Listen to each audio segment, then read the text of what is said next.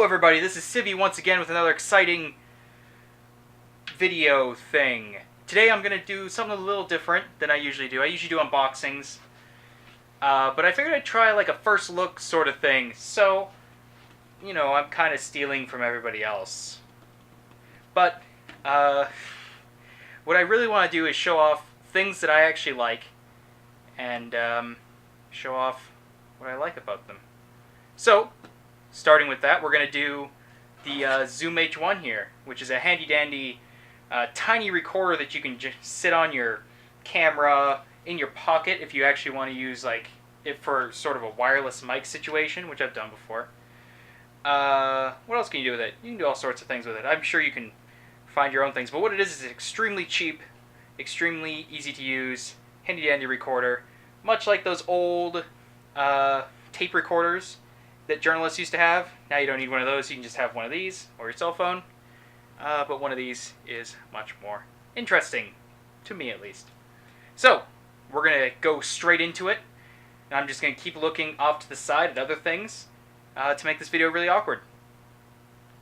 Here we go. Alright, so we've come over here, and we've changed cameras to my delicious side camera. Now that I have two cameras, I can do two sides, two different angles, which are like sides. But more importantly, we're going to look at the buttons and the sort of outside characteristics of the Zoom H1. First, we're going to turn it on, so we know where the on button is.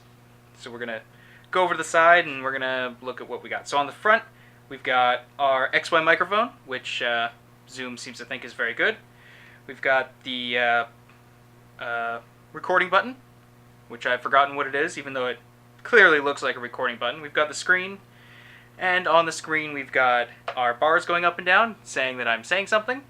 We've got the kilobytes per second and the bit rate that we have going in, I believe this is in wave mode right now, actually. It's telling me that it's in wave mode, which, you know, I would know since I just said it was. And it's telling me how long I have left to record. With a 2 GB stick, you get about an hour of max bitrate recording. But I currently have an 8 GB stick, I think, in here, and it gives me about 4 hours of recording. The memory stick door is actually extremely flimsy, and I wouldn't trust it to stay on there much longer. But it does a job of keeping the memory stick in. Since we're on the side, let's talk about the volume rocker and the line out output, which you usually use for headphones, but you could use it to go inside of your computer or camera if you really wanted to. And then it has dedicated volume for that, just in case you have input that is too loud, or you have a built-in mixer on your device that you don't want to be so ridiculous. So we'll flip over to the other side, and we've got the USB out, or USB in, actually. Oh, no, it's also USB out, actually. If you plug it into a computer, it either works as a microphone or works as a card reader, so you get to take your pick when you plug it in. But the cooler thing is that you can use this as an AC adapter for it and run the whole thing off of an external battery pack like this one that I have here, which I unboxed a while ago. And then we've got your on button, which you can hold to make sure you don't accidentally turn it off or push any of the other buttons if you're recording something extremely important and don't want to mess it up. We've got trash for if you ever don't want something you record. We've got backwards and forwards and play pause for re-listening to stuff you've already recorded on the device with a speaker on the back, or I believe you can also use the line out. And then we've got the input level volume and the 3.5mm in input, which also, thankfully, is a powered input. So you can use those lapel mics from the wireless packs that require power that you can't normally use with your computer or something like that. You can stick those in there, right there, and it works. And let's see, we're going to the back. We've got our battery spot. We've got our 1/4 connector, so you can just hook this onto any mic stand. Actually, not a mic stand. You can hook this onto any camera mount tripod that you want. The mic stand converter is pretty easy to get a hold of. And then it's got a bunch of buttons on the back. Well, they're not buttons, they're switches. It's got a bunch of switches on the back that gives you low cut, which means that if it goes underneath a certain amount, it just cuts it off and doesn't have any weird static in the background or anything. And then it's got auto level, which will automatically raise and lower level depending on how loud you are, which is a terrible idea, because if someone stops talking, it'll raise the level right up, and then you'll just get all the room noise, which is not what you want anyway. And then you've got your choice between WAV and MP3. That's just a dependence on what you like. If you want to have more recording time, you'll definitely want to switch to MP3 and lower it to 96K a second or something like that. And I think that's about all that is around it. So quickly we'll put in a sound test, and then I think we'll wrap it up. Let's go to that.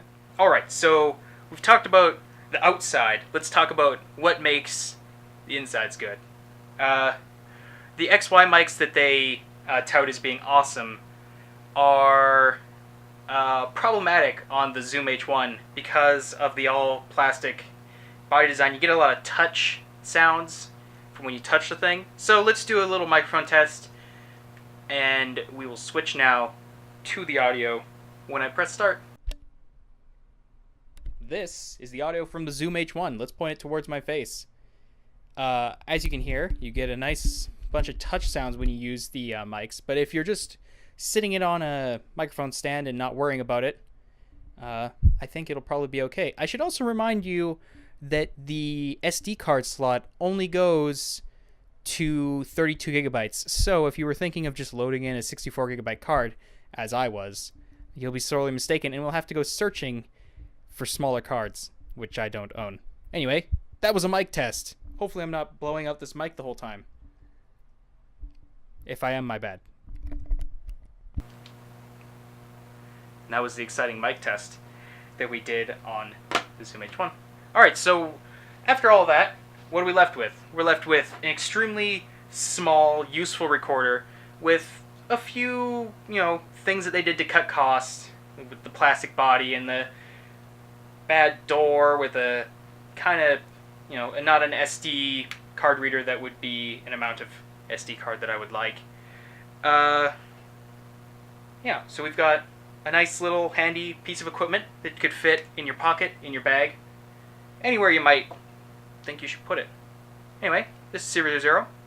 If you have questions or, just want to yell at me for making terrible videos, you can always like, sub, leave comments. Actually, the easiest way, just hit me up on Twitter. I'm always connected to my Twitter through my phone, even if I'm in the middle of nowhere, like some of the other videos I'm in. Like this video right behind me, actually. Either way, Civvie 0, signing out. This is probably the weirdest video I've ever made. Thanks.